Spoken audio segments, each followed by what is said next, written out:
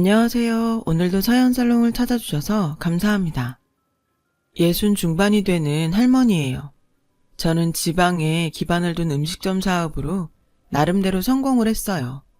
그것도 늦은 나이에 말이죠. 어릴 때 아버지가 일찍 돌아가셔서 경제적으로 어렵게 자랐어요. 엄마가 혼자 시장에서 장사를 해서 저와 두 남동생을 키우셨죠. 항상 고생하시는 엄마를 보면서 얼른 일을 해야겠다는 생각뿐이었어요. 그래서 상업고등학교를 졸업하자마자 작은 회사에 격리로 들어갔어요. 첫 월급이 나오던 날 어찌나 기쁘던지 아직도 그날의 기억이 생생해요. 가족 선물과 고기를 사면서 행복했어요. 열심히 일하며 동생들 뒷바라지를 했고 저도 차츰 나이를 먹어 좀 더 큰 회사에 경력직으로 옮겨 돈도 더 벌게 되었어요. 그 무렵 엄마는 장사를 그만두시고 집에서 쉴 수 있게 되셨죠. 저는 엄마가 더 이상 힘든 일을 안 해도 된다는 사실이 그렇게 좋더라고요. 엄마는 저에게 나이 먹도록 일만 하면 안 된다고 적극적으로 선자리를 주선하기 시작하셨죠. 저는 동생들이 대학을 졸업하려면 2년은 더 있어야 하니 아직은 내가 돈을 벌어야 한다고 말씀드렸지만 엄마는 가족 걱정 그만하고 이제는 제 행복을 찾으라고 하시더군요. 결국 저는 엄마한테 등 떠밀려 선자리에 나가게 되었고 거기서 지금의 남편을 만나게 되었어요. 남편은 동생들 학비는 자신이 댈 테니 마음 놓고 결혼하자고 하더군요. 그 말에 솔직히 흔들렸어요. 사실 저도 남편이 마음에 들었거든요. 그래서 남편을 믿고 결혼을 하게 되었죠. 남편은 작은 부품 공장에서 관리직으로 일하고 있었어요. 그리 넉넉하지 않은 살림이었지만 저희 부부는 열심히 일해서 제 동생들도 대학을 졸업시켰고 예쁜 딸도 낳았죠. 정말 눈에 넣어도 아프지 않다는 말이 실감이 나더군요. 저는 아이가 크는 걸 보는 기쁨으로 하루하루를 살았어요.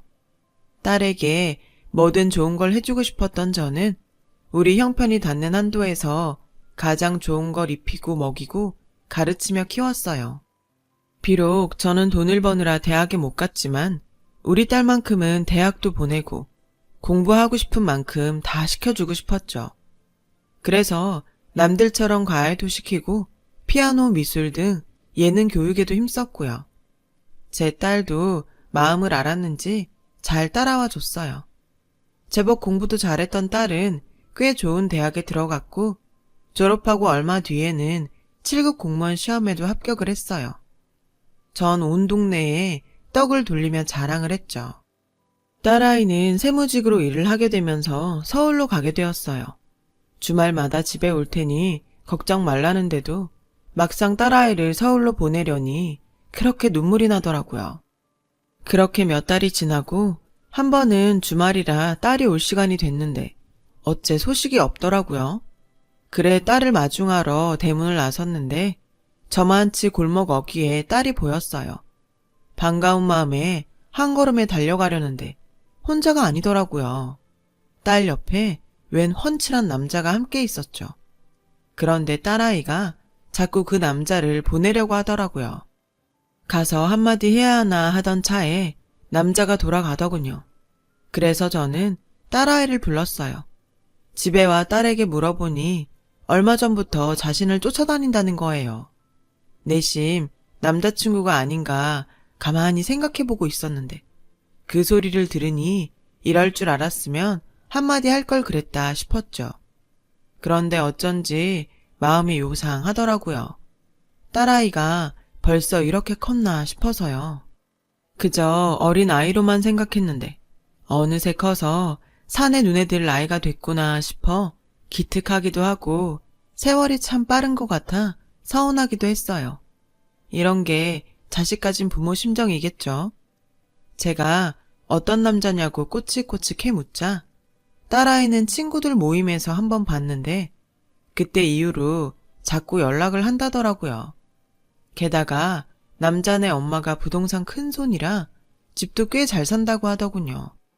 얼마 전에 우리 옆 동네에 큰 집을 지어서 내려와 살 거라고 했다더군요. 알고 보니 원래 이 지역 살던 사람인데 돈 벌어 금유한양하는 셈이었죠. 저는 잘 됐다고 잘해보라고 했어요. 이런 제가 너무 속물 같을지 모르지만 제가 너무 없이 살아서 그런지 딸만큼은 무조건 잘 사는 집에 가서 떵떵거리며 편하게 살기를 바랬거든요. 가난을 되물림하고 싶지는 않으니까요. 그동안 귀하게 곱게 키운 딸인 만큼 어디서나 대접받는 사람으로 살았으면 했습니다. 그런데 딸애는 남자 집이 너무 잘 살아서 부담스럽다고 하더군요. 저는 그래도 또 찾아오면 한 번은 제대로 만나보라고 했어요. 사는 걸 떠나 사람만 괜찮으면 안 될 게 뭐 있냐고요. 이제와 생각해보면 어떻게든 좋은 집의 딸아이를 이어주고 싶은 욕심이었죠. 딸은 알겠다고 했어요. 그렇게 몇 주가 지나고 집에 내려온 딸애가 얼마 전부터 그 남자와 사귀고 있다고 하더군요. 그 얘기를 듣는데 뛸 듯이 기뻤어요. 결국 딸애는 제가 바라던 대로 그 남자와 결혼을 하게 되었어요. 사윗감이 집에 인사를 하러 오던 날 어찌나 눈물이 앞을 가리던지 말도 잇지 못했죠. 서글서글한 인상의 사위가 그러더군요. 장모님, 이제 걱정 마십시오. 제가 진영이 고생 안 시키고 살겠습니다. 다른 건 몰라도 저희 집이 돈 걱정시킬 정도의 형편은 아니거든요. 사위는 제가 원하던 걸 다 말해주더군요. 저는 이제 됐다 싶었습니다. 딸이 먼저 좋아한 것도 아니고 제 딸을 좋다고 쫓아다닌 놈이니 어련히 잘해줄까 싶었죠.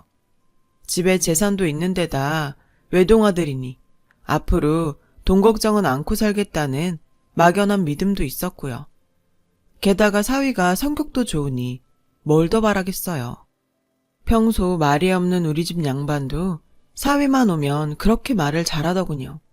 그 모습에 이런 게 인연인가 싶었어요. 그래도 아주 걱정이 없는 건 아니었어요. 아무래도 형편 차이가 많이 났으니까요. 좀 알아보니 남자 집이 굉장히 잘 산다고 소문이 났더라고요. 딸한테 들어 대충은 알고 있었지만 그 정도인 줄은 몰랐거든요. 게다가 우리 살림이 빤한 집이니까요. 그쪽 수준에 맞게 혼수며 예단을 맞출 수 있을지 걱정이 됐어요. 그리고 그 집에서 우리 딸을 무시하지 않을지도 여러모로 걱정이 됐죠. 사위가 그런 걱정을 눈치챘는지 장모님, 혼수나 예단은 저희가 알아서 하기로 했습니다. 그러니 다른 걱정 마시고 저희 신혼집에 들어갈 가구만 잘 골라주세요. 처음부터 그렇게 하기로 했거든요. 아닐세, 우리가 혼수는 해줄 수 있어. 우리도 진영이 결혼 자금으로 모아둔 돈도 있으니까 걱정 말고 부모님께 예단 어떻게 할지 여쭤봐. 그러자 사위는 한사코 거절했어요. 아니에요, 어머님. 그러시면 저 진영이한테 혼나요. 제가 진영이와 한 첫 약속인걸요. 이러시면 오히려 제가 불편합니다. 그러니 정말 걱정하지 않으셔도 돼요. 자네 부모님이 서운하시지 않겠어? 자식도 하나뿐인데 남들처럼은 받고 싶으실 텐데. 아닙니다. 저희 부모님께도 이미 말씀드렸고 그러라고 하셨어요. 우리 사정을 헤아려주는 사위한테 고맙기도 하고 미안하기도 했어요. 우리 딸을 저리 생각해주니 결혼해서도 딸애를 힘들게 하지는 않겠다 싶었죠. 그리고 얼마 뒤 상견례 날이 되었어요. 우리 부부는 서울로 올라가 사돈을 만나게 되었어요. 안사돈이 참 우아하고 인상이 좋더군요. 감색 정장에 작은 백 하나만 들었는데도 참 고급스럽게 보였어요. 우리 아들이 철이 좀 없지만 귀엽게 봐주시면 감사하겠습니다. 이렇게 훌륭하게 잘 자란 딸을 보내시니 마음이 헛헛하시겠어요. 저희도 딸처럼 생각하고 살겠습니다. 저희야말로 감사합니다. 우리 딸이 여러모로 부족하겠지만 넓은 아량으로 예쁘게 봐주세요.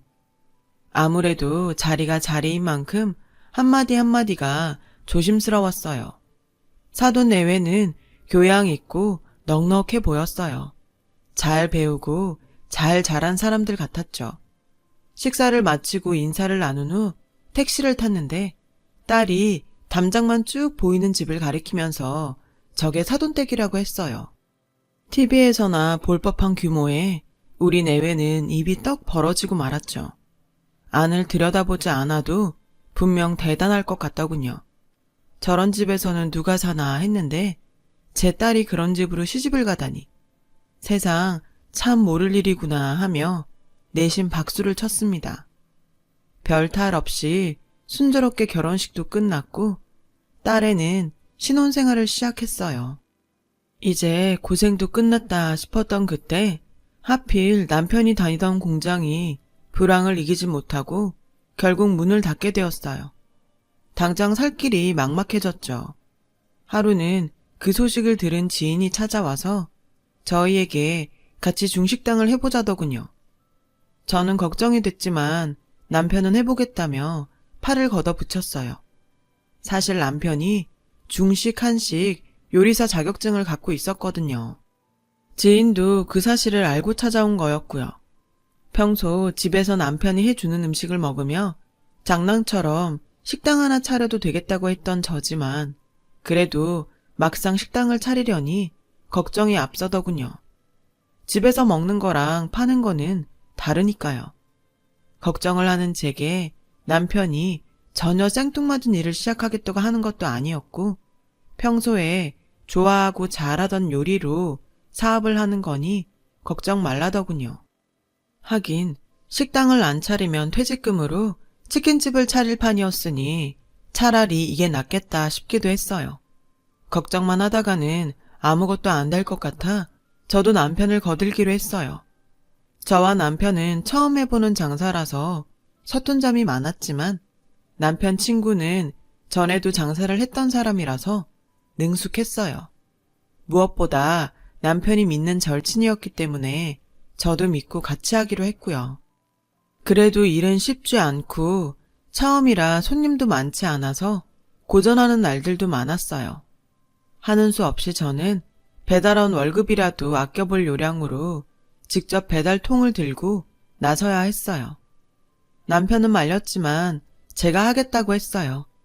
그러자 남편 친구는 자기가 배달을 할 테니 저더러 카운터를 보라더군요. 경리 출신이니 자기보다 잘할 거라고요. 그래서 결국 제가 카운터를 보게 되었죠. 그렇게 바쁜 시간들을 보내느라 점점 딸아이와 하던 통화도 뜸해졌고 딸도 바쁜지 연락이 뜸해졌어요. 그 사이 나이든 중년 셋이 열심히 땀 흘린 보람이 있는지 배달 주문도 점점 늘어났고 식당을 찾는 손님들도 많아졌어요. 아직 딸아이한테는 식당을 차린 얘기는 비밀로 하고 있었어요. 괜히 딸애가 부모 걱정을 할까 봐서요. 결혼한 지 얼마 안 돼 한참 행복한 시간을 보낼 텐데 부모로서 그걸 깰 수는 없죠.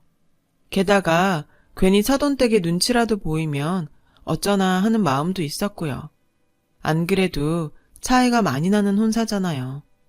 장사 얘기는 좀 더 안정이 되고 나서 해도 늦지 않다고 생각했어요. 그래서 가끔 딸애와 통화를 할 때도 가게 얘기는 일절하지 않았어요. 딸이 전보다 연락이 뜸해서 혹시 무슨 일 있는 거 아닌가 싶어 물어보니 바빠서 연락하기 힘들었다고 하더군요. 밝은 목소리를 들으니 안심이 되었죠. 차라리 연락이 뜸한 게 저희 얘기를 안 해도 돼서 잘 됐다고 생각했어요. 하루는 영업이 끝났는데 방송국에서 촬영 좀 할 수 있겠냐고 하더라고요. 재료도 있겠다 그러마 했죠. 그런데 그 방송이 꽤 유명한 프로였던지 방송 뒤 손님이 엄청 늘은 거예요. 저희 식당은 어느새 짬뽕 맛집으로 입소문을 타게 되었죠. 다른 동네에서 일부러 짬뽕을 먹으러 오는 손님도 생겼을 정도였어요. 그러다 보니 홀이 좁아서 대기 손님이 많이 생겨서 고민이 되더라고요. 남편과 친구는 머리를 맞대고 고민한 끝에 옆 건물 1층도 임대하기로 결정했어요. 바로 옆이니 따로 주방을 만들지 않아도 주문대로 음식을 내줄 수 있으니까요. 그렇게 나름의 확장을 하고서는 매출이 엄청나게 올랐어요. 짬뽕 맛집으로 소문이 나면서 가게는 늘 문전성시였고 이런 상태라면 거짓말 조금 보태 건물도 올릴 판이었죠. 이제는 딸한테 말해도 되겠다고 생각할 즈음이었어요. 어느 날 남편 친구가 배달을 갔다 왔는데 표정이 좋지 않더라고요. 배달 직원을 쓰고는 있지만 바쁠 때는 종종 직접 배달을 나가곤 하거든요. 저는 배달 갔다가 괜히 안 좋은 소리라도 들은 건 아닌가 걱정이 돼서 보리차를 한 컵 따라주며 무슨 일이 있냐고 물었죠. 그랬더니 심각하게 그러더라고요. 재수씨, 요즘 진영이하고 연락해요? 전에처럼 자주는 못해도 어쩌다 가끔은 하는데요. 그건 왜요? 제가 오늘 배달 간 집이 아무래도 재수씨 사돈댁 같은데 좀 이상해서요. 사돈댁은 얼마 전부터 옆 동네로 내려와 살고 있었어요. 딸애는 직장이 서울이라 아직 서울에서 살고 있고요. 그래서 따로 인사를 가지는 않았었죠. 에이, 잘못 보셨을 거예요. 설마 그 동네에서 여기까지 배달을 시켰겠어요? 요새 그쪽에서도 주문 많이 들어와요. 한번 진영이한테 연락해봐요. 평소 같지 않은 남편의 친구의 표정에 괜히 마음이 무거웠어요. 그래서 당장 딸한테 전화를 걸었죠. 딸, 요즘은 어떻게 지내? 별일 없고? 김서방은? 그냥 맨날 똑같지 뭐. 그 사람도 잘 지내고 있어. 김서방은 너한테 잘해주지.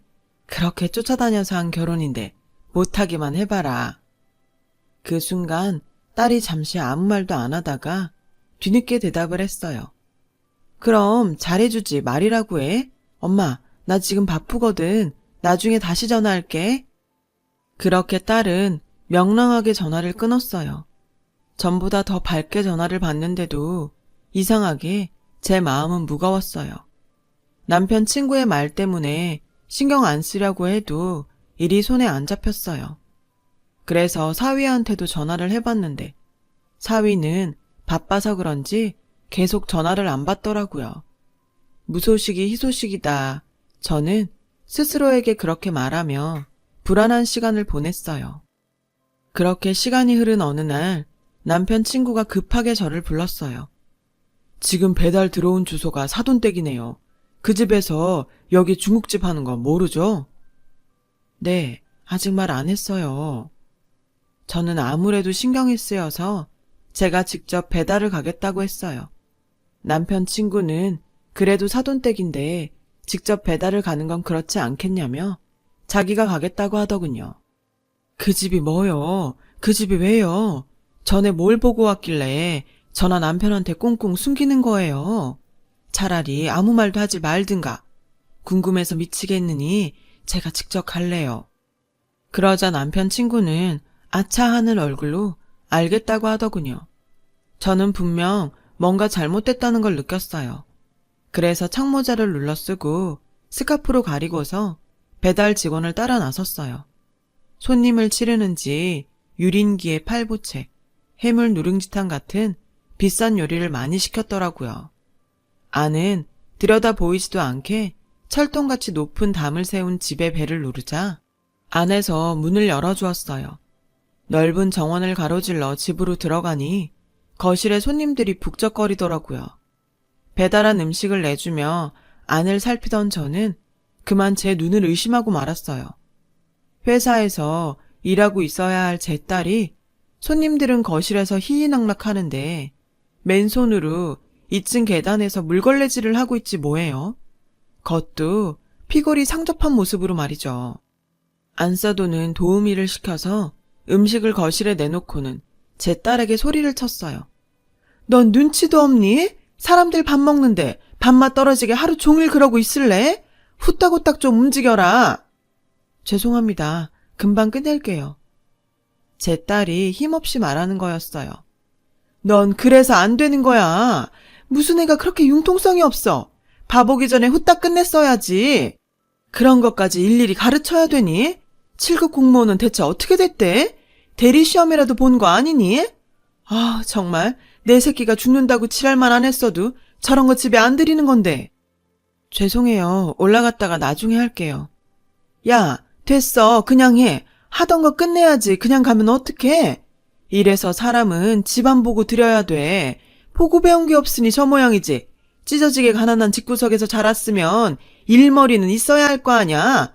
이건 뭐 어느 짝에도 쓸모가 없으니 원. 네가 그 모양이니까 네 서방도 바람난 거 아니니? 맨날 뚱해서는 네 얼굴 보면 집에 들어올 맛이 나겠냐? 니네 부모는 염치도 좋다. 딸년을 맨몸으로 시집 보내놓고 한 번을 안 찾아오니? 우리 내려온 거 알았으면 알아서 진작 기어와서 인사라도 했어야지. 하여간 없는 것들이 예의도 없어. 하긴 네가 누굴 보고 배웠겠니? 그 부모의 그 딸이지. 안사돈의 막말에 기가 딱 막혀서 몸이 움직이지 않았어요. 양장피 접시를 든 손이 부르르 떨렸어요. 남편 친구도 저런 모습을 봤던 거겠죠. 그래서 우리 딸의 안부를 물었을 테고요. 나는 왜 이렇게 둔에 빠졌을까? 왜 애미가 돼서는 눈치채지 못했을까? 저는 스스로를 원망했어요. 그리고 그 순간 이 지옥 같은 집구석에서 내 딸을 빼내야겠다는 생각이 들었어요. 그 전에 일단 손에 들고 있는 양장피부터 해결해야겠더라고요. 저는 안사돈한테 걸어가 양장피를 뜯어서 그 머리에 확 부어버렸어요. 야, 너 미쳤어? 안사돈은 팔딱팔딱 뛰며 눈이 따갑다며 난리를 쳤어요. 그래서 제가 딸애가 걸레를 빨던 물통을 가져다 얼굴에 확 뿌려줬죠. 사돈, 이제 괜찮으세요? 물 한 바가지 더 뿌려드려요? 그 두꺼운 낯짝 상하면 어쩌나 걱정이 되네요. 그제야 절 알아본 사돈이 소리쳤어요. 당신 뭐야? 미친 거 아니야? 그래, 난 미쳤다. 니년이 내 귀한 딸한테 미친 짓 하는데 안 미칠 애미가 어디냐? 똥만 찬 주둥이로 뭐가 어쩌고 어째? 내 딸이 왜 배운 게 없냐? 네 아들놈에 비하면 차고도 넘치는데 그 나이 처먹도록 변변한 직업도 없니? 지 부모 밑에서 집장사나 해먹고 그렇게 사는 놈하고 7급 국가공무원하고 누가 더 잘났는지 길거리에 나가 물어볼까? 꼴랑 돈 좀 있다고 교양 떨며 살고 싶은 모양인데 천성이 후진 걸 돈으로 가릴 수 있겠냐? 이 똥통에서 굴러먹다 뒤질인가나? 그러자 안사돈은 소리를 질렀어요. 야, 너 말 다 했어? 이년이? 아줌마, 저 미친년이랑 그 딸년 당장 내 눈앞에서 치워. 가지 말래도 간다 이년아. 이놈의 집구석 더 있으래도 싫다. 저는 그대로 딸을 데리고 그 집을 나왔어요. 딸애와 함께 택시를 타고 집까지 오는데 눈물이 멈추지 않았어요. 내가 내 딸을 사지로 몬 것 같았거든요. 그놈의 돈이 뭐라고 딸애를 등 떠밀어 그런 집구석에 보냈던 건지 정말 제 뺨을 치고 싶은 심정이었죠. 저런 몹쓸 인간들하고 제 딸이 있었다고 생각만 해도 미칠 것만 같았어요. 그저 돈 많은 집에 가서 평생 편하고 행복하게 살라고 했던 제가 너무나 어리석고 한심하게 느껴졌어요. 돈이 많다고 인격도 높은 게 아닌데 왜 그랬는지 후회 막심이었어요. 저는 집에 와서 딸애를 끌어안고 펑펑 울었어요. 그 와중에도 딸아이는 자기 때문에 걱정 끼쳐서 죄송하다고 사과를 하더군요. 저는 그러지 말라고 했어요. 엄마가 등 떠밀어 보낸 시집이니 수습도 엄마가 책임지겠다고 했어요. 그러니 있었던 일을 하나도 빼놓지 말고 말하라고요. 사위는 결혼하자마자 밖으로만 돌고 매일 다른 여자들하고 지냈다더군요. 그런 개망나니 짓은 이미 결혼 전부터 유명해서 있는 집 사이에서는 혼처를 구할 수 없었다고요. 형편이 차이지는데도 시부모가 결혼을 시켰던 것도 다 그런 이유였죠. 게다가 제 딸이 공무원이니 돈밖에 없는 지들한테는 꽤 괜찮은 혼처였고요. 사람만 보고 들였다 소문낼 수 있으니까요. 시모는 결혼하고 얼마 뒤부터 딸애한테 직장을 그만두라고 요구했다더군요. 그 무렵 이미 사위놈은 바람이 나서 딴집 살림을 하고 있던 차였기에 혹여 제 딸이 이혼한다고 할까봐 볼모로 잡아서 집에 감금하다시피 숨기고 있었던 거죠. 집에서 부리는 사람도 다 내보내고 오래 일한 입주 도우미 하나만 남겨둔 채 제 딸을 식모 부리듯 하면서요. 그 말을 듣다 보니 치가 떨렸어요. 도저히 이 집구석 연놈들을 가만둘 수가 없더라고요. 그래서 딸애를 구슬려 반격을 준비했어요. 먼저 제일 비싸고 능력 있는 변호사를 선임해서 이혼 소송을 걸었어요. 업체에 의뢰해 사위놈이 바람을 피는 현장도 잡고 제 딸을 감금한 사실을 증언해줄 증인도 찾아냈죠.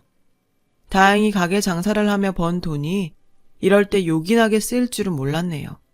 하지만 이게 끝이 아니었어요. 제 딸이 뭐 하는 사람입니까? 세무과 공무원 아닙니까?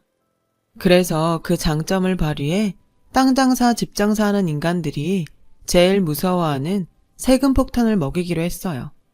딸애가 집에 갇혀 집안 곳곳을 청소하며 알게 된 비리 사실과 세금 포탈들을 세세하게 정리해서 국세청이며 국토부까지 알릴 수 있는 곳에는 다 알렸어요. 다행히 딸의 직장 동료들이 도와줘서 일은 생각보다 쉽게 처리됐죠.